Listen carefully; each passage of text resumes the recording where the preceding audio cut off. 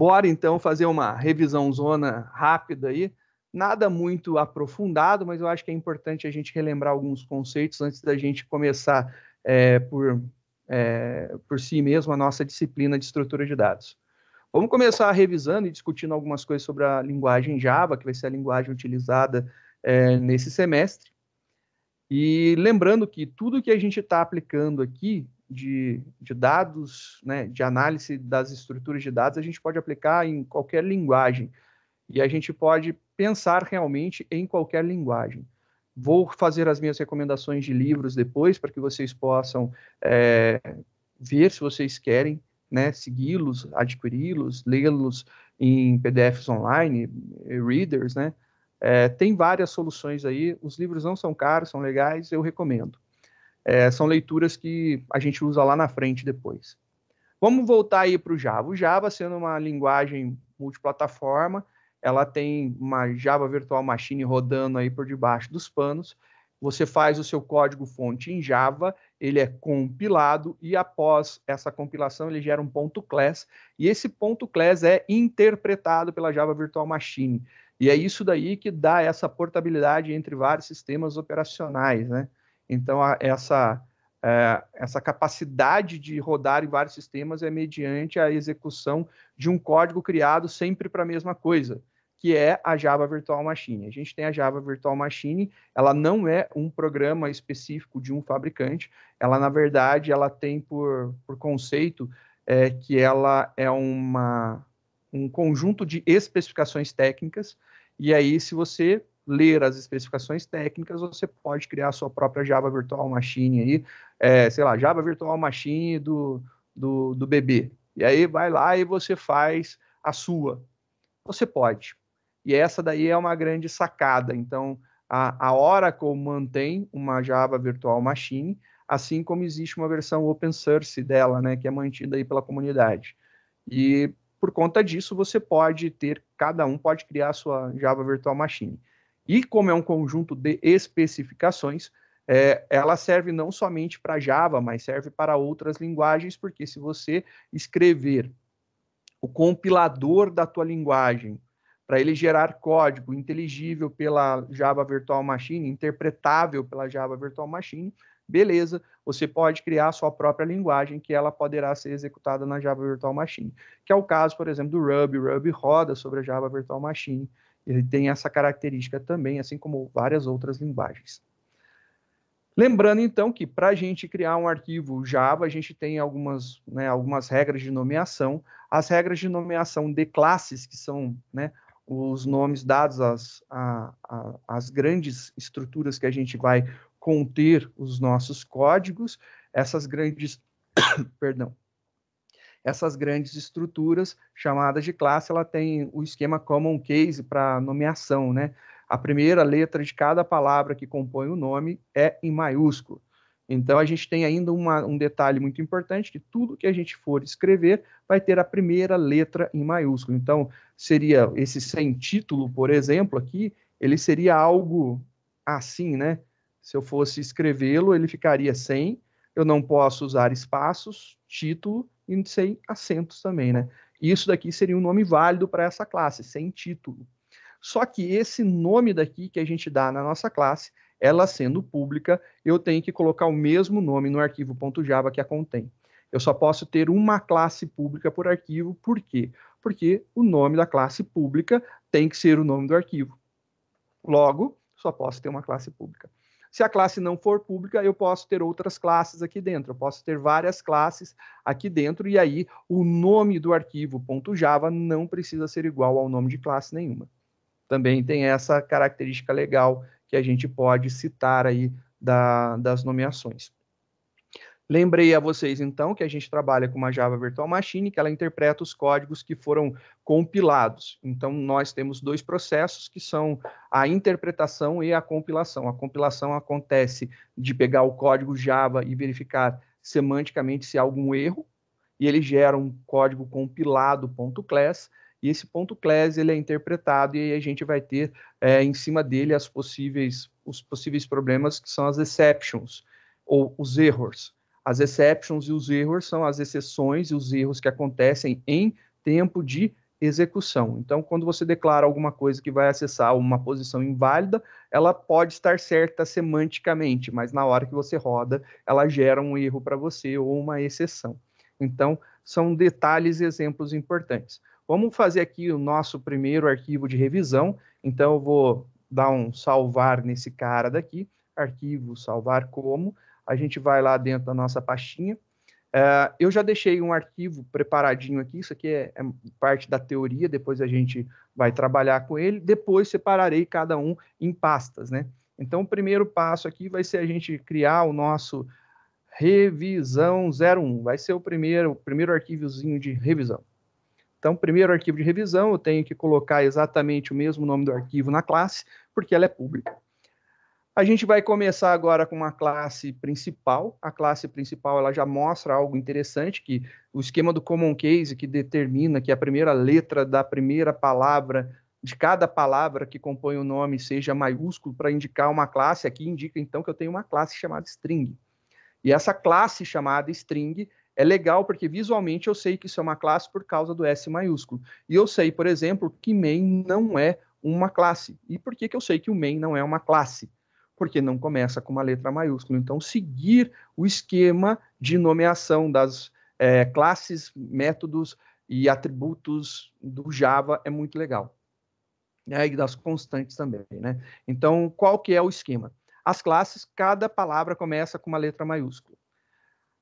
Os atributos, as variáveis e os métodos, eles começam com a primeira letra da primeira palavra em minúsculo.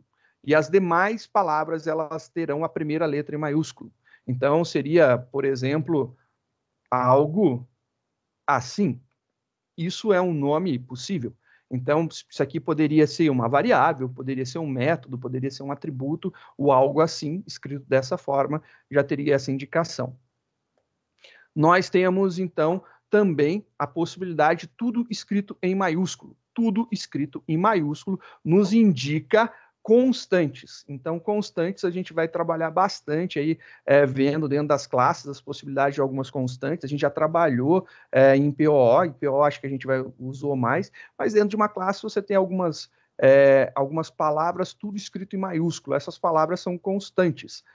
São variáveis que não podem ter seu valor alterado, e aí ela é tudo escrita em maiúscula, e a junção de mais de uma palavra é feita por underline.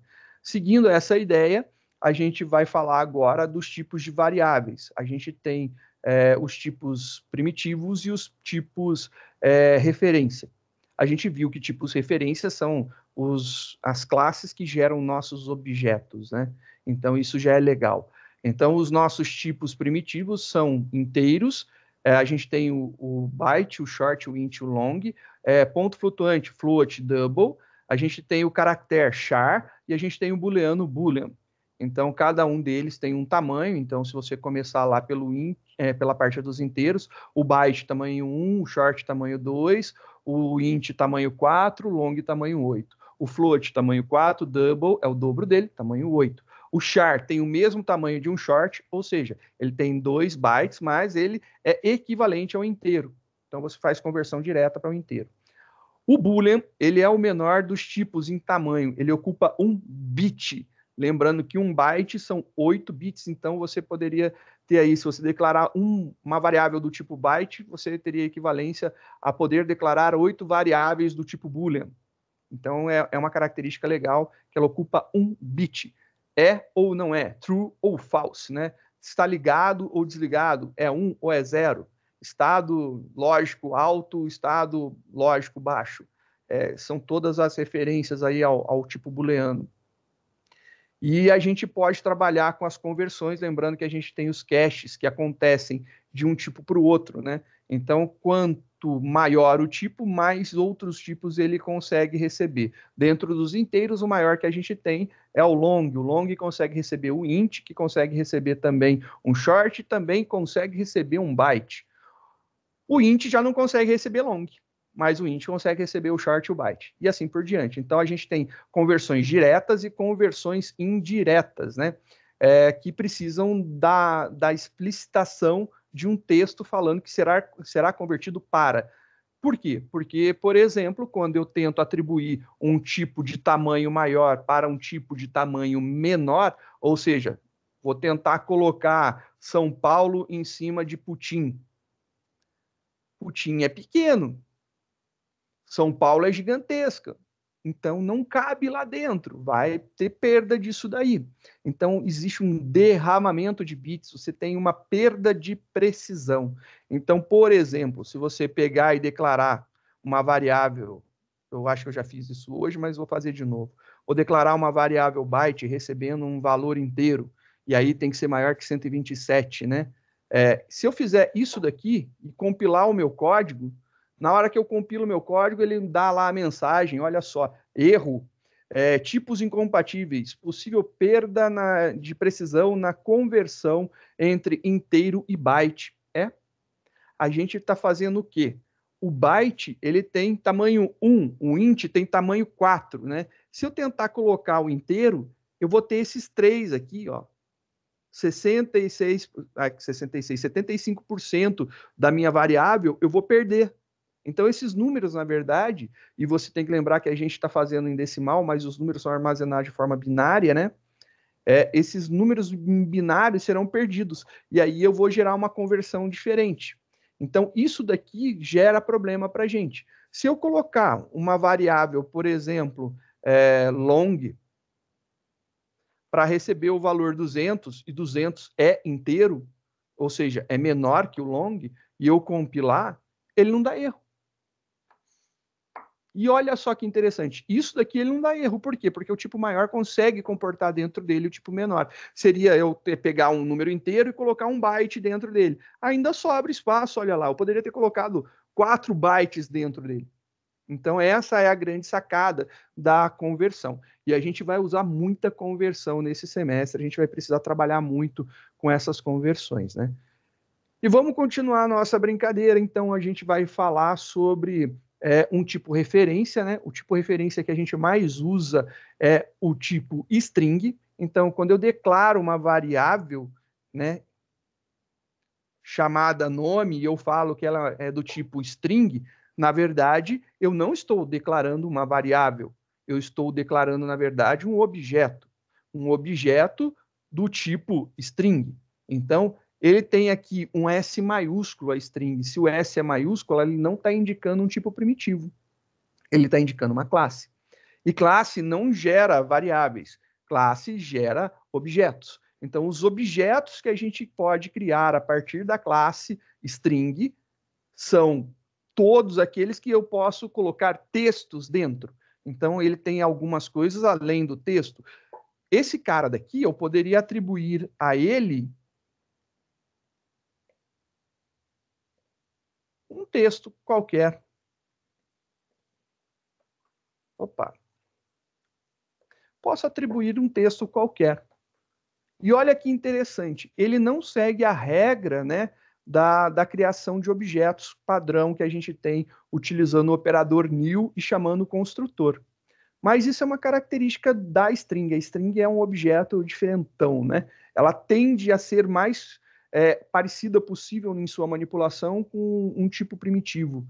Porque você poderia usar o construtor da string, fazer lá uma string igual a new string.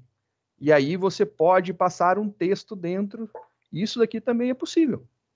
E olha lá, voltou a ser exatamente um objeto. Então aqui você tem a classe, o nome do objeto que você está criando aqui, né? O nome que você vai dar para o seu objeto, recebe uma nova instância, o operador de novas instâncias, o construtor, lembraram do construtor? E aí ele está passando um parâmetro aqui na entrada, né? E legal, a gente tem um parâmetro de entrada sendo passado aqui. Então, é possível fazer assim? É possível, mas não é mais usual. Não é comum você utilizar strings dessa forma. A string, hoje em dia, você escreve ela direto, fazendo atribuição direta. Então, ela já foi modificada para aceitar isso daqui. Por debaixo dos panos é aquilo de lá, ela faz a instância, né, e chama o construtor. Mas isso aqui já resolve para a gente de forma fabulosa e a gente já vai fazer bastante coisa.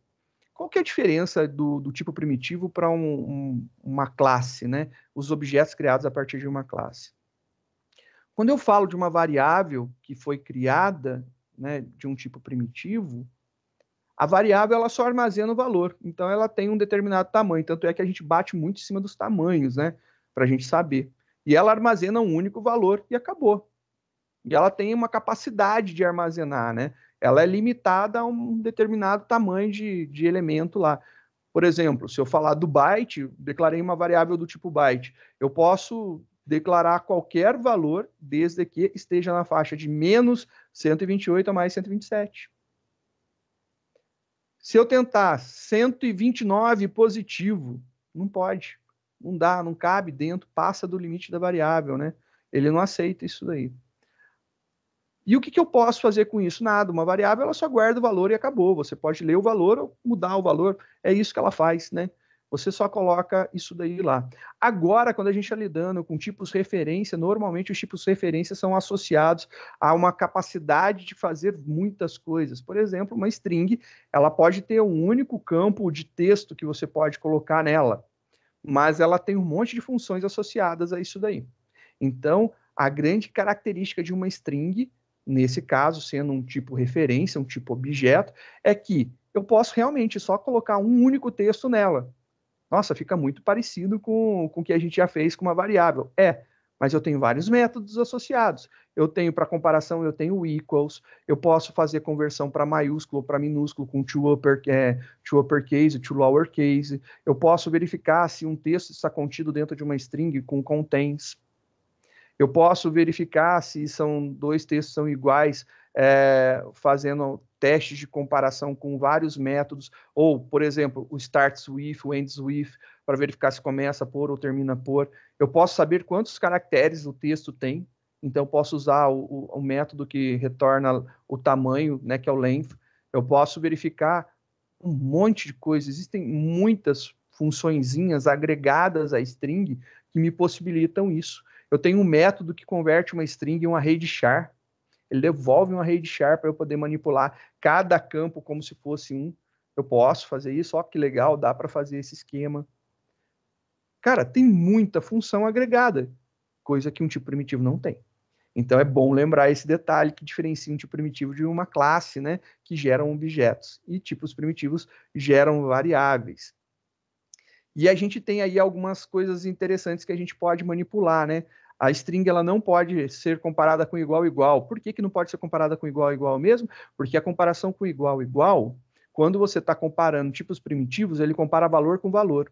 Quando eu estou utilizando objetos, e eu faço a comparação de igual igual com objetos, ele vai verificar se os objetos são idênticos. E aí, como que ele verifica se os objetos são idênticos? Ele vai fazer um cálculo do hashcode do objeto para verificar se ele tem o mesmo hashcode que o outro. Se eles tiverem o mesmo hashcode, quer dizer que eles são o mesmo objeto. Se eles não tiverem o mesmo hashcode, quer dizer que são objetos diferentes. Então, se eu pegar nome e colocar aqui qualquer texto, e eu criar outra variável, outro nome,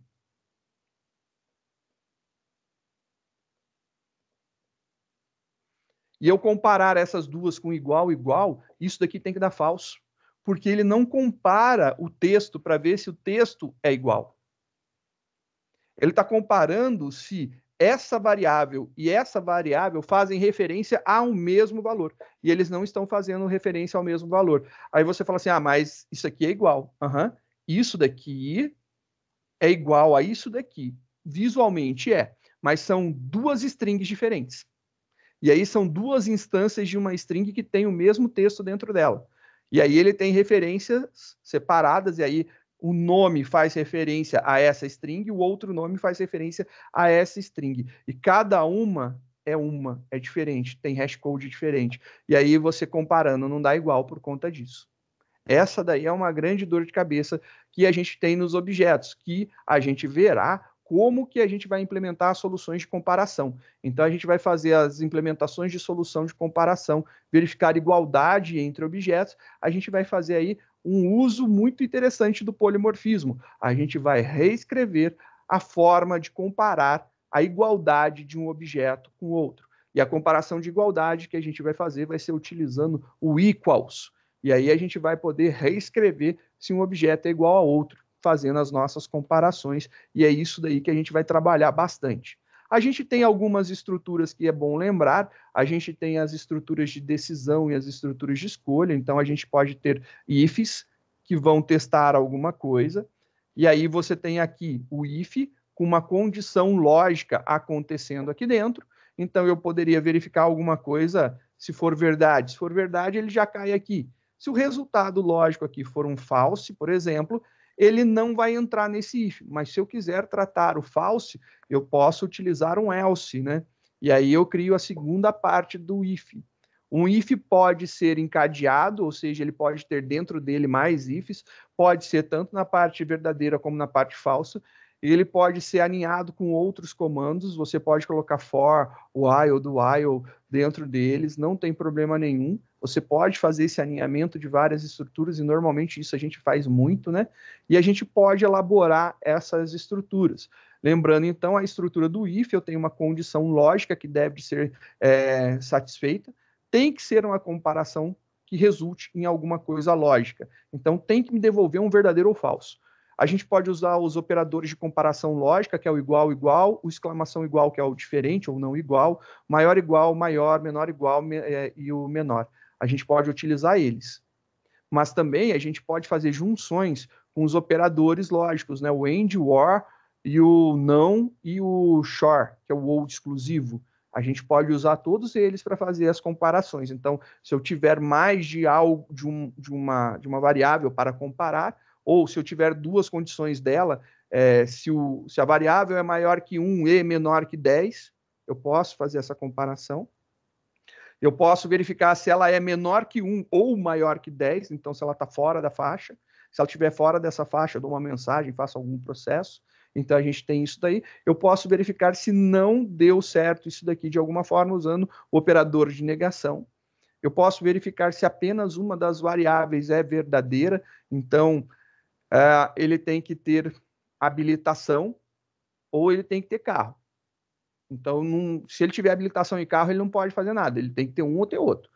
É um exemplo bem idiota, mas eu posso fazer um teste com o ou exclusivo. O ou exclusivo é é o famoso comparador de desigualdade. Ele vai verificar quando os dois não são iguais. Se os dois são falsos iguais, falso e falso, ou verdadeiros iguais, né? E verdadeiro e verdadeiro, ele vai dar falso para mim. Ele só dá verdadeiro quando um é verdadeiro, o outro é falso, ou quando é falso e verdadeiro, quando eles estão diferentes. Então, comparador de desigualdade, ou exclusivo, ou SHOR, né? O show em português, o X ou, né? São as possibilidades de comparação. Você pode também, por exemplo, utilizar uma função lógica, né? É uma função que te retorna um valor lógico. Por exemplo, eu poderia utilizar aqui o equals. O equals da string é uma função, um método da string que me devolve verdadeiro ou falso, true ou falso. Ele também pode ser aplicado nesses casos daqui e solucionará muitos nossos problemas. Então, nesse caso aqui, por exemplo, eu poderia verificar se nome, se eu fizer igual, igual, outro nome, isso daqui não é correto fazer porque são objetos. Objetos não se compara com igual, igual se a gente não quiser saber se eles são idênticos. Para fazer comparação de igualdade, eu tenho que utilizar o equals. E aí, sim, eu posso verificar se um é igual ao outro. E nesse caso, o equals me retornará verdadeiro ou falso. Se eu quiser verificar se eles não são iguais, eu posso utilizar aqui uma exclamação. A exclamação é o operador de negação. Se é verdadeiro, vira falso. Se é falso, vira verdadeiro. Então, a gente tem essa possibilidade interessante aqui do operador de negação. Posso utilizar dessa forma daqui para verificar se eles não são iguais. E aí, por exemplo, fazer uma impressão aqui, né? Um system.out.println, e aqui eu vou falar não são iguais. E aí eu posso falar aqui embaixo que são iguais.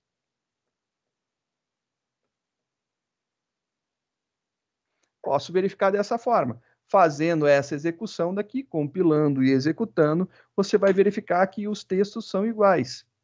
E olha lá que bonitinho. Ele faz agora a comparação lexicográfica, né? Verificando caractere a caractere para verificar se são iguais. O problema do equals é que ele compara lexicograficamente exatamente a mesma coisa. Se eu colocar aqui um T minúsculo e eu compilar isso daqui e rodar, você vai ver que agora não são iguais.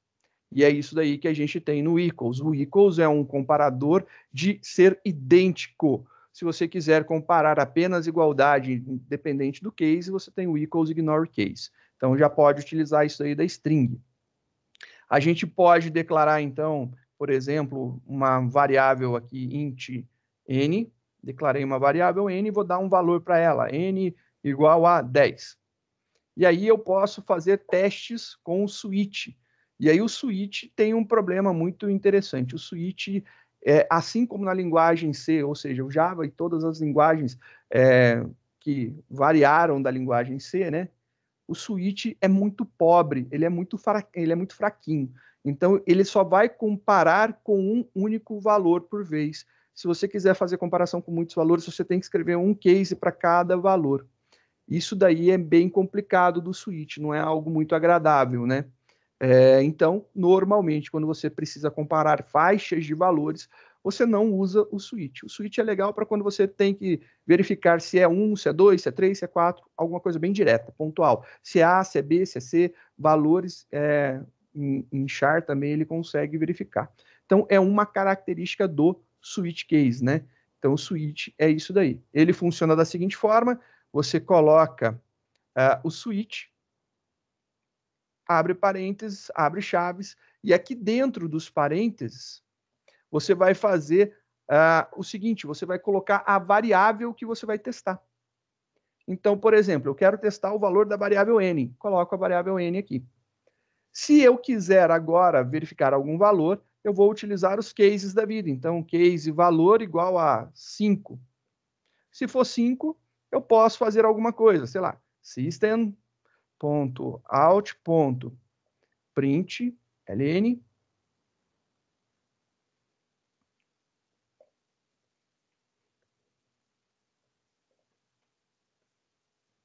está na metade, por exemplo. Estou chutando aí um valor que deveria ser 10, seria totalmente preenchido, né? Eu posso testar isso daqui. Se eu rodar esse código agora, compilei e rodei, você vai ver que não aparece nada do switch, né? Só teve o if. Sim, porque não entrou nesse caso daqui. Ele não condiz, né? Mas se eu colocar aqui, por exemplo, 5 e compilar e executar novamente, está na metade. Então a gente consegue ver aí que o case funciona. Eu posso ter vários casos, né? Então, por exemplo, eu poderia testar aqui se está vazio, se estiver 0.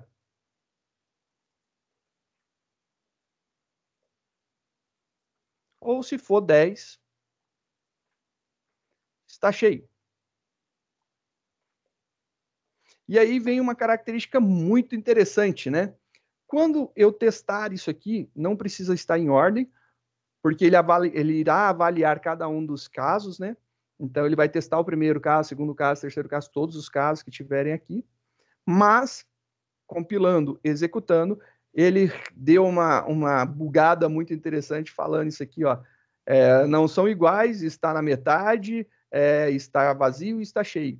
Por quê? Porque o switch case tem aquela característica de, depois de entrar em um dos casos, ele entra em todos os demais que estão na frente dele.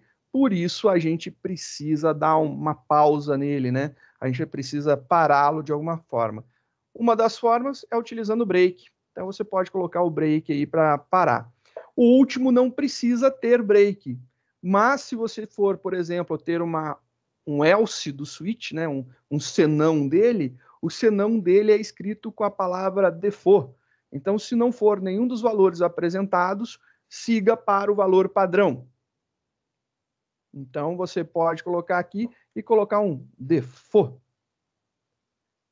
E aí, nesse default daqui, você também vai colocar alguma coisa que você queira, valor fora do especificado, né? Esperado, valor fora do esperado, por exemplo, ele não tem necessidade de ter break, porque se você der um break aqui, ele vai cair aqui, mas se ele for executado, depois de executar aqui dentro, ele também vai cair aqui, né? Então, não tem, sendo ele o último, não tem problema, não. Ele não tem essa necessidade de ter um break. Se quiser colocar também, não vai fazer diferença nenhuma. Colocando um break nessa linha, vai cair para cá. Depois de executar o system, também cairá para cá. Então, em todo caso, ele vai cair ali. Agora vai ter uma diferença na percepção da execução, né? E agora está na metade, porque o valor que eu coloquei é 5. Então, ele caiu aqui, executou, deu um break e acabou. Então, essa característica daqui do switch é bem legal, que faz a gente entender aqui como que a gente pode romper a execução de um laço, né? E aí a gente entra no assunto de laços novamente. Então, vamos falar de laços. A gente tem 3 laços, a gente vai usar laço pra caramba, e vai ser o nosso calcanhar de Aquiles, esses benditos laços que utilizaremos. A gente vai utilizar muito os laços while, do while e for, que são os 3 laços. Existem mais laços que a gente vai ver. Existe for each, que são fors para serem iterados, e eu vou explicar mais à frente os for iteráveis. A gente tem 2 modelos de for each. Tem o for each, que é o convencional, e um for each utilizando lambda, que dá para utilizar, ele é mais recentão.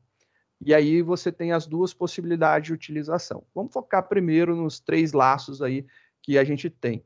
A gente tem o laço while, e o nosso laço while, ele tem a característica de você ter que colocar a inicialização da variável que você quer antes. Então, por exemplo, deixa eu ver se eu não criei aqui, já criei. Então, eu dou um valor inicial para minha variável, por exemplo, n igual a 1. Comecei com valor 1, estou dando um valor inicial, coloco aqui o meu teste, a minha condição lógica de execução, né? N menor igual a 10, e aí depois eu posso colocar aqui uma impressão, por exemplo, system.out.print. E aí eu posso imprimir aqui o meu N, e eu vou colocar um espacinho depois. Posso fazer isso daqui, belezinha. Só que o que vai rolar aqui? Como o N está valendo 1, e eu não estou modificando o valor do N em nenhum local dentro do laço e nem na condição, a cada execução, o N continuará sendo menor que 10. Isso daí gera um laço infinito. A gente tem que ter, então, uma forma de romper o nosso laço, né? Fazer com que ele pare de ser executado por algum motivo. Então, a gente tem que romper esse ciclo de repetição. E aí a gente utiliza, por exemplo, nesse caso aqui, um incremento. Então, a gente poderia fazer aqui um n++. E aí, o n++ pode ser n mais igual a 1, n igual a n mais 1, tanto faz, qualquer uma das possibilidades. Dessa forma, nós temos os 3 elementos básicos de um laço, né? Que é a inicialização, o teste lógico e o incremento ou decremento, que fará com que ele rompa o laço de alguma forma. Isso daqui vai gerar a mesma impressão que, por exemplo, a gente utilizar um do while. Vou voltar com o n igual a 1, né? Estou inicializando o valor da minha variável, dando o valor inicial para ela. Eu posso utilizar agora o do while, e aí eu vou colocar a minha condição aqui. Dentro do while, qual que é a minha condição? Que o n seja menor ou igual a 10. Essa é a minha condição. Eu preciso que seja impresso alguma coisa, então eu vou fazer aqui a impressão. System.out.print, e eu vou mandar imprimir exatamente o que está ali no outro, né? Vou imprimir o n com um espacinho depois. E aí, depois que eu fizer isso daqui, eu preciso fazer o incremento. Então, n++.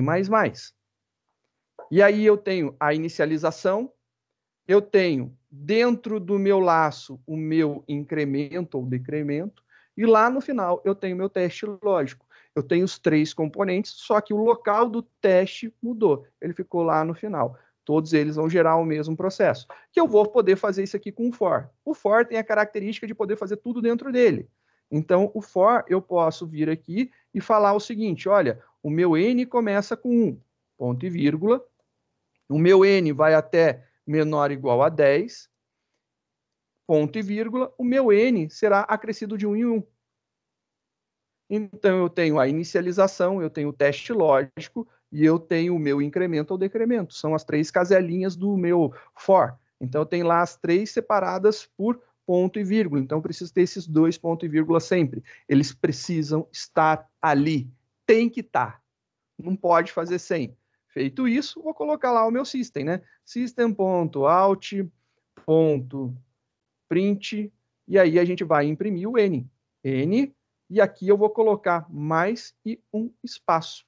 Só para pular de linha entre eles, né? Para que não tenhamos problema, eu vou colocar aqui uma pulada de linha aqui.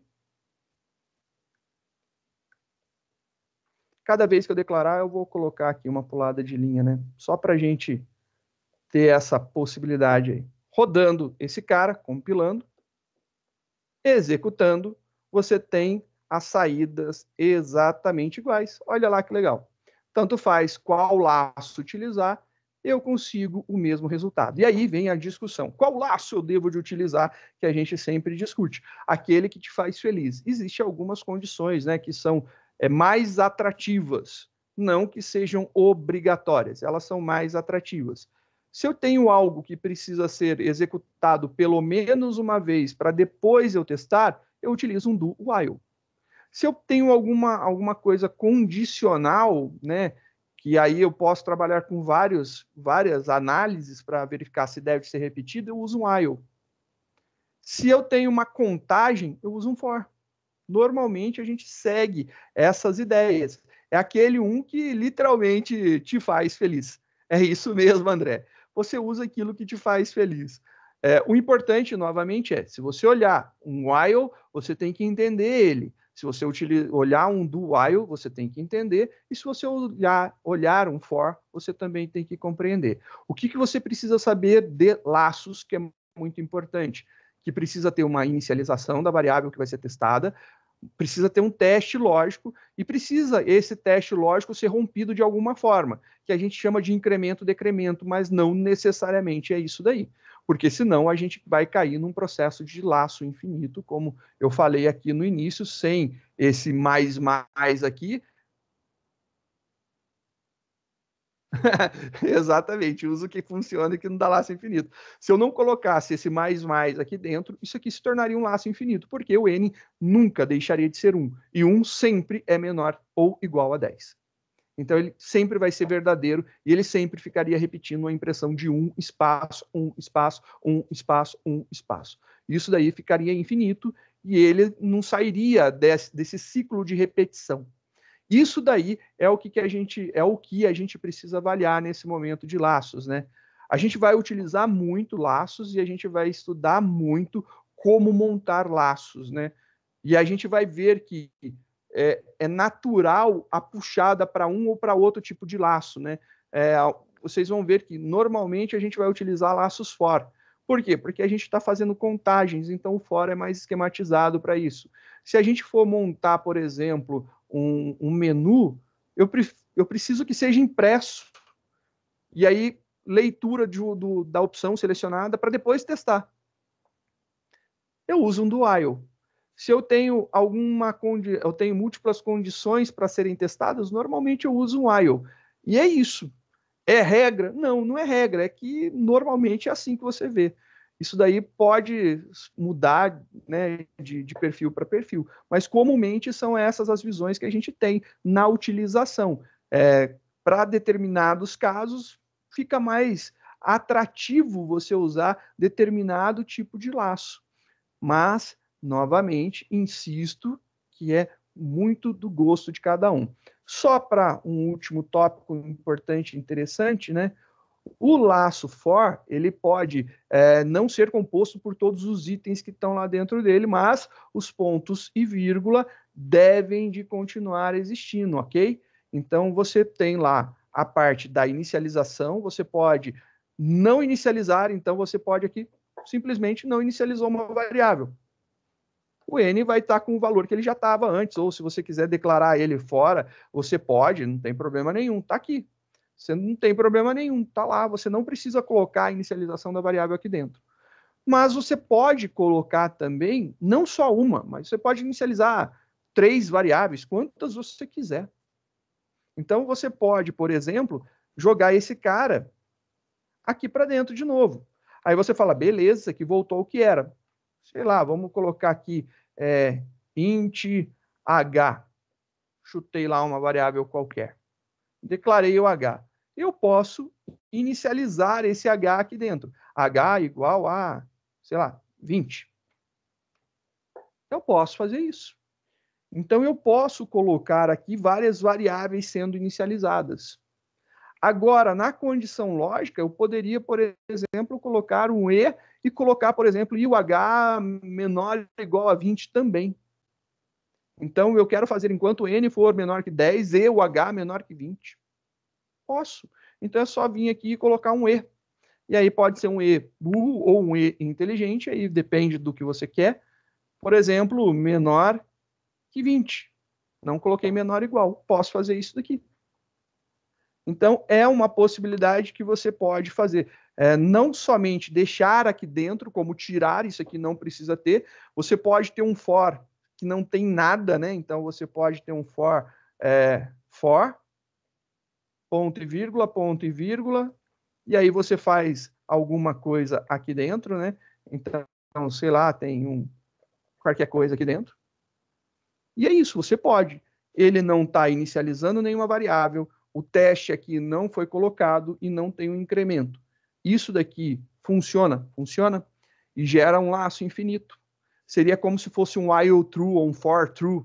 Ele está fazendo enquanto for verdadeiro. Qual que é o resultado aqui? Para ele, já que não tem nada que faça ele não ser verdadeiro, é verdadeiro. E ele trabalha isso aqui como sendo um laço verdadeiro. Eu posso deixar uma inicialização, eu posso deixar apenas o teste ou posso deixar apenas o incremento. Mas os pontos e vírgula tem que existir, beleza? Só para insistir nisso daí. Você pode fazer qualquer um. Pode colocar, por exemplo, sei lá, você coloca aqui a declaração da variável, a inicialização da variável, o teste lógico, o incremento vem aqui para dentro. A gente usa muito isso aí, né? A gente pode jogar o incremento aqui para dentro, porque ele fica condicional a alguma coisa. Você pode não declarar a condição, você pode não declarar o início aqui e nem o fim, só deixar o teste. Qualquer junção, combinação, você pode utilizar. Você pode jogar o teste para dentro, aí você coloca um if lá para fazer o seu teste lógico. Qualquer coisa disso é possível, você pode fazer. É bem flexível. É estranho, né, essa estrutura, mas é possível fazer. Isso daqui é muito importante da gente lembrar. Vou colocar aqui só um print para a gente ver alguma coisa aqui, né? Então, vou colocar para ele imprimir um ponto. E aí, quando você faz isso daqui, compila, tá tudo certo, não tem erro de código, você executa, e aí você tem um ponto sendo impresso. Parabéns, a gente ganhou o nosso laço infinito. O for, feito dessa forma daqui, ele é um laço infinito. E o que ele está fazendo? Imprimindo um ponto na tela. E aí ele imprime um ponto, depois ele volta, imprime um ponto, um ponto, e ele não para, e ele está indo. Enquanto eu estou aqui, ele está rodando. Se eu não fechar isso aqui, ele vai ficar. Dá para ver que ele sobe bastante o uso de CPU, que fica num processamento muito rápido. Ele está imprimindo muitos pontos, na verdade. Está fazendo muitas vezes. Isso aqui é um processo muito pequeno, muito curto, e ele consegue executar isso aqui muitas e muitas vezes. E aí ele precisa desenhar a tela, fazer isso aí, fazer scroll, lembrar que tem que fazer o armazenamento disso daí para visualização. Então dá um consumo grande ali no terminal, essa ideia. E aí a gente viu a parte básica da linguagem e das estruturas if, switch, while, do while e for, que são as estruturas básicas que a gente vai trabalhar.